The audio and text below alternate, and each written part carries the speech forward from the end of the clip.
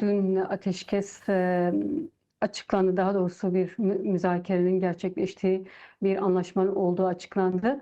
Sonrasında bu anlaşmanın detayları da tabii ki kamuoyuyla paylaşıldı. Sabah saatlerinde tabii ki hem halkın genel olarak kamuoyunda kafasında soru işaretleri vardı. Çünkü ilk yapılan anlaşma çok iyi anlaşılmıyordu. Yani tam olarak hangi konularda mutabık kılınmış, hangi konularda anlaşmalar var. Sahadaki gelişmelerle birlikte bir kaygı vardı. Fakat detaylar açıklandıkça biraz daha sorular da giderildi. Eee, Yani kafadaki sorular biraz cevabını buldu. Fakat sahadaki gelişmeler hala tam olarak yerine oturmuş değil. Kobani'deki kuşatma devam ediyor. Evet, saldırılar yok. Yani şu an somut halde saldırılar yok ama kuşatma devam ediyor. İnsanlık dramı Kobani'de hala devam ediyor. Kış koşulları, özellikle en çok çocuklar etkileniyor bu durumdan. Bu kuşatma devam ediyor. Bakur tarafından yardımlar gelecekti. Bu sınırlandı. Bu, yani daha doğrusu engellendi, izin verilmedi. Diğer hatlardan da yine yardımların götürülmesi girişimleri vardı, fakat bunlar da yine HTŞ çeteleri tarafından engelleniyor. Diğer yerler Haseki ve Çılaka hatları açısından da aynı öyle. Var olan güçler, yani çete gruplarıyla birlikte konumlandıkları yerlerde duruyorlar. Haseke'de çok yakın bir yerde duruyorlar. Yani anlaşmaya göre 10 kilometre Haseke'nin uzağına gitmeleri gerek. Yani Şeddade'ye geçmeleri gerekiyordu bu güçlerin. Fakat hala bu gerçekleşmedi. Yine diğer alanlarda, diğer sahada işte Çılaka gibi stratejik bir alan vardı. Oradan da yoğun saldırılar vardı. Orada da hala yani evet, somut saldırılar şu an yok. Ama var olan pozisyonda korunuyor. Yani ne evleceği tam belli değil. Biliyorsunuz daha önce de aslında ateşkes ilanı olmuştu. Daha önce de işte 1 Nisan anlaşması vardı. 10 Mart anlaşması vardı. Fakat sonrasında gelişen süreç çok da bunu destekleyen bir pozisyonda ilerlemedi. Ve şimdi de herkesin kafasına esas olarak gelişen soru işareti ya da kaygı uyandıran nokta bu. Hala bir adım atılmadı. Evet, bütün taraflar açıklamalarını yaptılar. Olumlu bulduklarını söylediler. Bu anlaşma olumludur dediler. Hatta Amerika, Fransa, yani bu görüşmeye katılan diğer taraflar da açıklama yaptı. Olumlu bulduklarını söylediler. Fakat şimdiye kadar sahada buna denk bir adım atılmadı. Kürtler tabii ki hala seferberlik ruhuyla direniyorlar. Çünkü bu bir süreç meselesi. Bu yeni bir sürecin başlangıcı oluyor. Bu açıdan da mücadele devam ediyor. Yani direniş alanları hala çok canlı. Halk sokaklarda. Rojava açısından da böyle. Ziyaretler var. Yani Kürt halkının, diğer parçadaki Kürt halkının ziyaretleri var. Heyetler biçimde ziyaretler gerçekleşiyor. Bugün de sanatçılar gelmişti. Yine siyasi partiler, Kürt partilerinin temsilcileri ziyaret ediyor. Tabii ki sadece bir ziyaret değil, yani aynı zamanda direnişe destek sunma, seferberliğe katılma ruhuyla geliş var. Bu hem Rojava halkında da büyük bir motivasyon yaratıyor. Hem de aslında Kürtlerin demokratik birliğini güçlendiren adımlar. O açıdan sahada bu hala çok canlı. Belli ki devam edecek. Çünkü yapılan açıklamalar da aslında bu yönlüydü. Bir başlangıç, bir mücadelenin başlangıcı ve bu süreç devam edecek. Bu süreç zarfında da Kürtlerin birliği, Kürtlerin ulusal birlik, seferberlik üzerine bir aradalığı, dayanışma ruhu devam etmeli. Çünkü siz de ilk girişte vurguladınız. Gerçekten var olan birliktelik, var olan demokratik birlik bu sürecin de gelişmesini sağladı. Aslında sürecin biraz da önünü açtı. Tabii ki bölgede var olan bir konjektür de var. Bunu da görmek gerek. Var olan konjektür de biraz aslında bu anlaşmanın gelişmesini sağladı.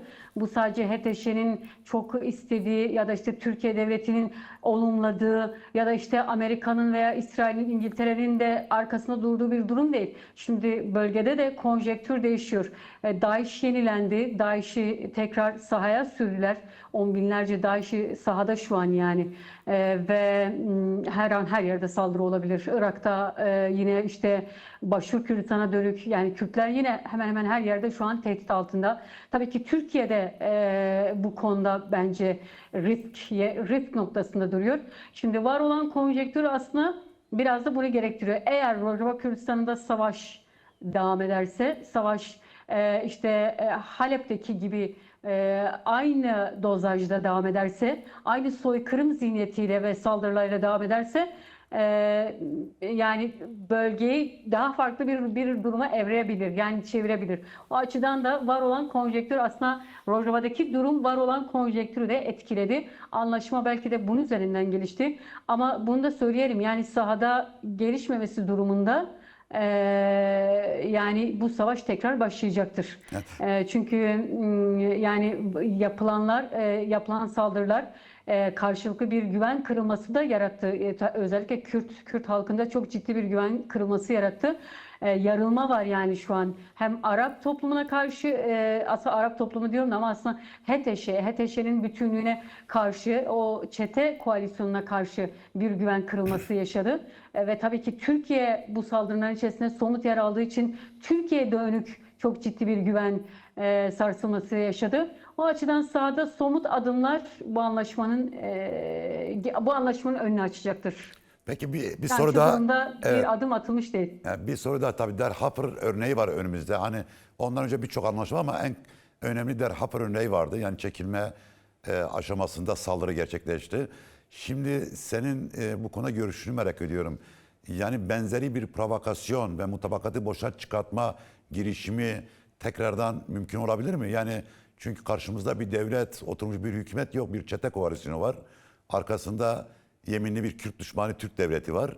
Bu anlamda sahayı tekrar provoke eden bu mutabakatı, her ne kadar Kürtlerin tam istediği şekilde olmasa bile bu mutabakatı boşa itip tekrardan savaş başlatma durumu söz konusu olabilir mi pazartesi günü? Bana göre bu sadece HTŞ ile tarif edilecek bir durum değil. Yani evet, HTŞ ona bağlı çete grupları üzerinden yürütülen bir süreç var şu an Suriye'de. Ama esas olarak bölgenin dizaynı söz konusu. Yani Orta Doğu'nun dizaynı yapılıyor. Ve bu dizaynı işte Amerika, İngiltere, İsrail üçlü ya da artık bunun içerisinde Fransa ve diğer güçler de var tabii.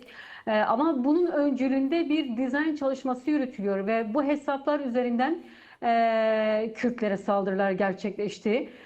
Bence bunun gidişatını da biraz bu belirleyecek. Yani HTŞ'ye biçilen rol, biçilen misyon bunun gidişatını belirleyecek.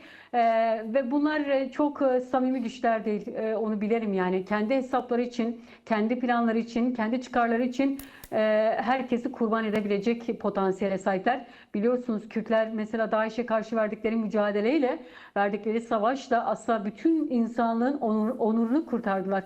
Bu açıdan belki bütün dünyada biraz Kürtlere borçlu.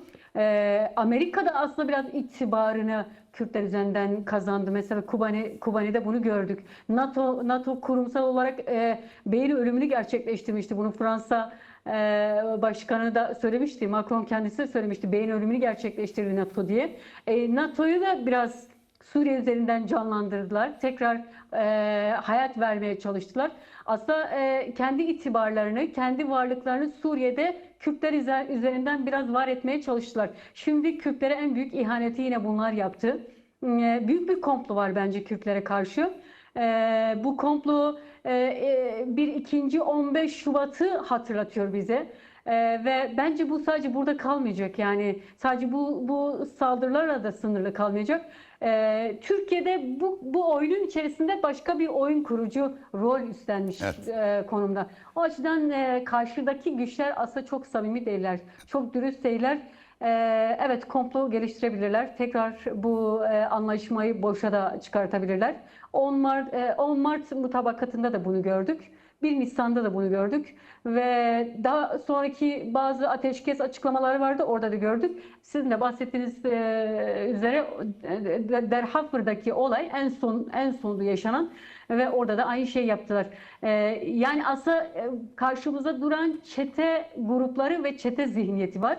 Buna güven tabii ki yok. Şu durumda yok.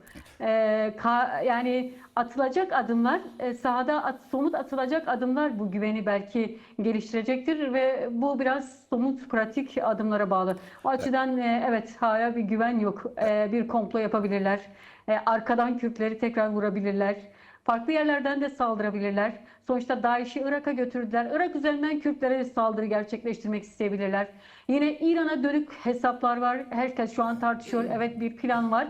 İran savaşı da kapıda. İran Kürtlerine, Roşat Kürtlerine dönük bir komplo olabilir. Çünkü bütün bölgenin de planları ve hesapları biraz genel konjektüre, genel hesaplarına göre bir dizayn ve bunun içerisinde Kürtlere bir statü tanıma yok, yani bizim anladığımız kadarıyla böyle bir statü tanıma yok.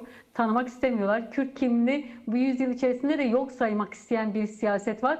O açıdan evet, bence komplolara açık, bu süreci bozmaya açık bir taraf var karşımızda. Son bir soru tabii. Şimdi tabii bu savaş başladığından beri özellikle Arap medyası ve Türk medyası çok büyük kışkırtmacılık yaptı. Yani provokasyonlara başvurdu. Özellikle bir Kürt-Arap çatışması çıkartmak için bazı yerlerde bir takım gerginlikler de oldu. Bu mutabakattan sonra örneğin Haseki'de, Kamışlı'da Kürtlerle Arapların ortak yaşadıkları yerlerde bir parça da olsa bir normalleşme yaşanıyor mu?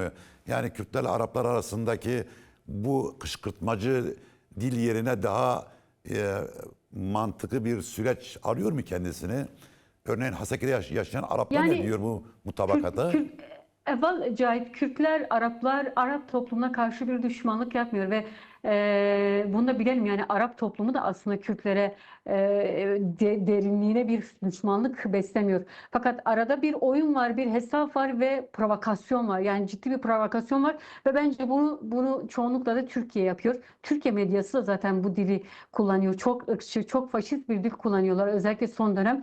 Yine Arap basının çoğunluğu, hepsini demeyelim, hemen hemen %80'i bu dil üzerinden yayın yaptı. Yani bölgeyi kışkırtan, bölgeyi daha çok fazla Kürt-Arap çatışmasına evirmek isteyen bir siyaset vardı. Fakat bunu da söyleyeyim Cahit. Mesela Halep'te gözü oyran ve kalbi çıkartılan genç bir Arap'tı ve Kürtlerle omuz omuza savaşan bir genç Arap, yani bir gençti, bir Arap'tı. Yani hala var, yani kasede içerisinde de omuz omuza savaşan Araplar var. Süryaniler var, Ermeniler var, yine Aleviler var. Yani şimdi bunlar yani biz şu an Kürtler diyoruz ama aslında Suriye'deki bütünlüğü ele aldığımızda şu an hem Druziler hem Aleviler hem Süryaniler hem Ermeniler için de büyük bir tehlike var. Yani aslında var olan komplo bütün halklar için yapılmış olan bir komplo. Sadece Kürtler için değil, Araplar için de yapılan bir komplo ve aynı zamanda bence Türk halkı için de yapılan bir komplo var. Evet. Çünkü bir Kürt-Arap çatışması bir yüzyılı götürür. Yine tekrardan bir Kürt-Türk savaşı bir yüzyılı daha götürür ve bence dışarıdaki hesaplar biraz bu yönlü. Sahada bu konuda bir soğukkanlı, yani sağduyulu bir yaklaşım var. Çünkü halklar değil, bir zihniyet söz konusu, çete gruplarının saldırıları söz konusu ve bu çete gruplarının hemen hemen çoğunluğu da Arap diye biliyorsunuz. Genelde Orta Asya'dan getirilmiş Uygur, Özbek, ne bileyim işte Türk devşirmelerinden çoğunluğu getirilmiş, çete olarak buraya sürülmüş. Yani Arap nüfusu çok az bu çete gruplarının içerisinde. Bölgede bir provokasyon yapılmak istendi. Kase'de Derezor ve Rakka Tapka hattında savaşmayarak aslında bu kirli oyuna gelmedi. Bu kirli savaşın önünü tutmaya çalıştı. Bence bu son yapılmış olan anlaşma da bu sağduyuyla, bu soğukkanlıkla yapılmış bir anlaşma. Bu savaşın önüne geçmek için yapılmış olan bir anlaşma. Çünkü özerk yönetim en başından beri de önünde duranın kirli bir savaş olduğunu, bir kirli Evet. savaşa sürüklenmek istendiğini söyledi ve bu konuda da tavrını koydu.